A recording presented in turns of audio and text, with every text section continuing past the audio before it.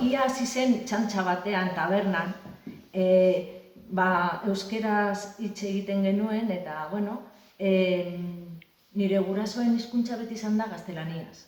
Eta euskera hizkuntza beti gusta zait pilo bat.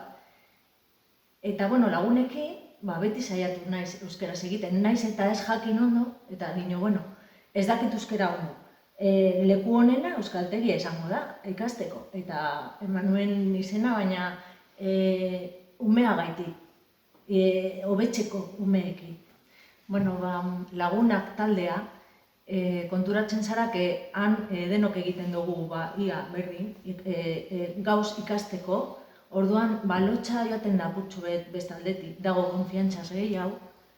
Gero, bebai, udaletxean ematen dugu diru laguntza ona, eta bebai destakatuko nuke hori.